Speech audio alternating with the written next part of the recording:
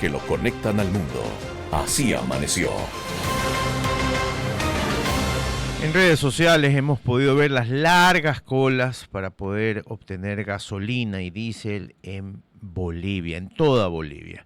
Hay escasez de dólares y una de las cosas que se discute en Ecuador es la desdolarización. Ayer el señor Acosta, ex ministro y fue el duro de la Asamblea Constituyente, hablaba que sí se puede tener una dolarización paralela a la ecuatoriana, como decía la señora Pavón, la asambleísta Pavón, el otro día.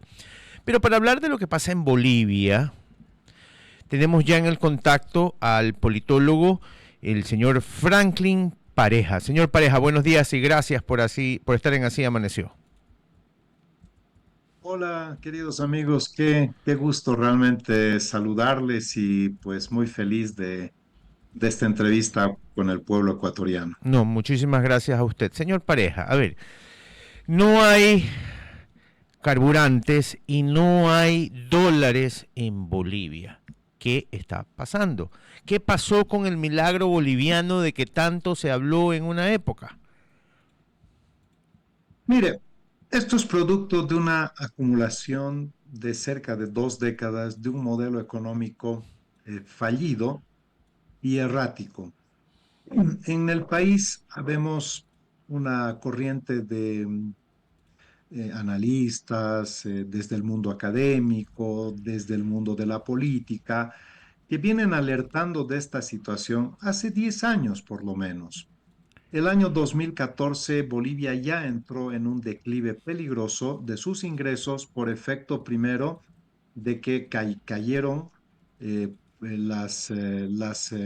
cayeron los ingresos por efecto de los carburantes, nuestro principal producto de exportación, el gas. Y para que usted tenga un dato y para que tengan un dato rápidamente, nosotros teníamos hasta 2014 cerca de 6.000 millones de dólares año por ingresos de venta de hidrocarburos. Ujú. Hoy eso se ha reducido a 1.800 millones de dólares por año. Dese cuenta que ha bajado a menos de un tercio. Wow. Entonces, antes Bolivia era un país que su balanza comercial hidrocarburífera era positiva. Nosotros vendíamos gas y comprábamos diésel y gasolina, pero teníamos un margen todavía de utilidad. Hoy por hoy, la venta del gas ya no nos alcanza para pagar el gas, la gasolina y el diésel que importamos. Entonces tenemos una balanza comercial hidrocarburífera. Por lo tanto, día que pasa no es que tenemos más gas, tenemos menos gas. Y día que pasa, nuestros principales mercados dependen menos de nosotros.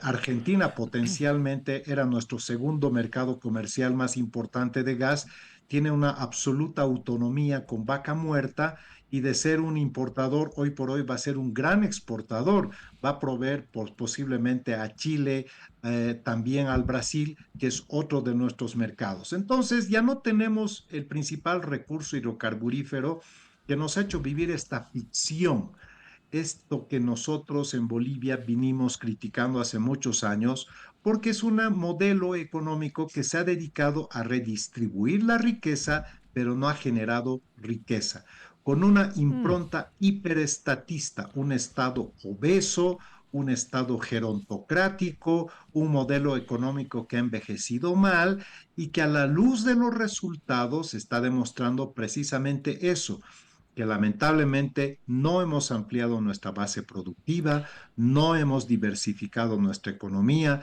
hemos vivido 2 periodos con Morales y con Arce del cuento, se han acabado los recursos y ahí tienen los resultados. Kilométricas colas porque ya no tenemos dólares para comprar los recursos y en el pasado, digamos que hasta hace 2 años, todavía los proveedores de estos recursos, llámese diésel o gasolina, nos proveían estos combustibles, pero nos esperaban un margen para poder amortizar los pagos. Hoy por hoy es pago inmediato.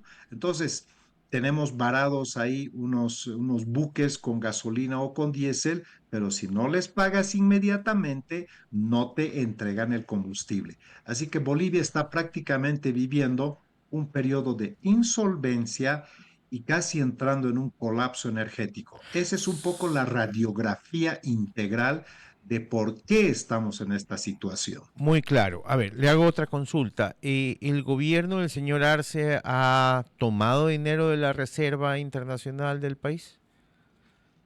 Mire usted, Es cuando un tema, nosotros perdón que lo teníamos, interrumpa, es un tema que yo aquí critico muchísimo. Usted sabe que estamos a punto de unas elecciones y yo he criticado muchísimo a los que vienen aquí a decirnos que el Ecuador tiene reservas extranjeras y que debíamos tomar ese dinero. El dinero no es del país, el dinero es de los depositantes, de los municipios y algo del Estado, pero es lo que nos permite obtener créditos también, nos ayuda en todo. ¿Ustedes han tomado parte de ese dinero?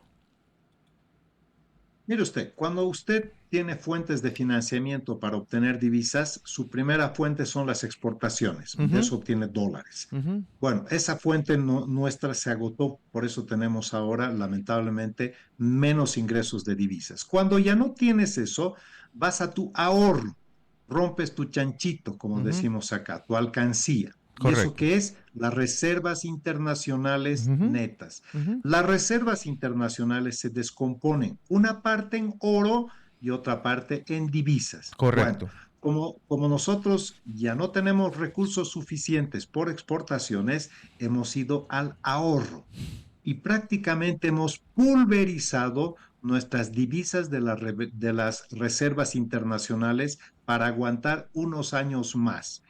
Ahora que ya no hay divisas, han empezado a monetizar oro. Entonces, no solamente ha bajado nuestras reservas en divisas, sino también en oro. Entonces, cuando ya se te acaban y se te agotan las reservas, acudes a la tercera fuente de financiamiento. ¿Qué se llama eso? Créditos. Ujú. Entonces, empiezas a generar créditos que vienen de fuera, deuda externa, y también de dentro, deuda interna. Bolivia en deuda pública, que es la suma de la deuda interna más la deuda externa, ya ha sobrepasado el 80%. Ahora, se habla mucho de la deuda externa que llega a cerca del 30%, pero no quieren hablar de la deuda interna, como si fuera una deuda que no existiese. Entonces, el país ha perdido sus fuentes de financiamiento por exportaciones, por reservas, por créditos y además como tenemos una calificación de riesgo que hoy nos sitúa solamente por encima de Venezuela, entonces lamentablemente se hace mucho más difícil poder acceder a líneas de crédito externo. Eso configura un escenario realmente de una crisis múltiple que se ve agravada por temas económicos, medioambientales, institucionales y políticos. Entonces, es el fin de un modelo político y económico que no le ha brindado al país en esencia una verdadera transformación, que habiendo tenido muchos recursos económicos, hoy estamos sumidos de una forma inefable en una situación crítica de carencia, no solamente de combustibles. Mire usted, cuando hay un parón energético, absolutamente afecta a todo de forma transversal para el sector productivo, para la provisión de bienes y servicios, para la provisión de alimentos, no se hacen las siembras en el momento oportuno porque no hay los mecanismos de la maquinaria que funciona a diésel, no se hace la cosecha en tiempo oportuno. Entonces, hay un riesgo que no solamente está vinculado al tema económico, sino también a lo que podría ser la seguridad alimentaria en el mediano plazo. Profesor Pareja, muy buena explicación, una muy buena radiografía de lo que sucede en un país que no tiene un plan B, por lo menos en este modelo estructurado y ya apuntalado en el país por muchos años. Y ahora sí, dicho los problemas y marcado bastante bien las posibles urgencias, como seguro la seguridad alimentaria y también la seguridad de la movilidad y la seguridad física de los ciudadanos, porque comienza también la desesperación a jugar como factor trascendental. ¿Qué hacer con esta situación actual? Porque finalmente los políticos se van, pero los ciudadanos son los que se quedan con el problema. Mire, hay que enfocarlo, diría yo, desde dos venas. La vena económica, que va a ser duro, va a ser impopular, se vienen momentos mucho más difíciles, pero tienen solución. Obviamente, repito, estas soluciones van a tener una profunda dureza y van a generar sufrimiento al pueblo, particularmente a los más pobres. ¿Qué hay que hacer? Primero, hay que reconocer el problema. El problema es entender cuál es el problema. Y el gobierno parte de un diagnóstico equivocado. Por eso sus soluciones nunca terminan de funcionar. Hay que reconocer que este modelo no funciona. Segundo, hay que recortar el gasto público.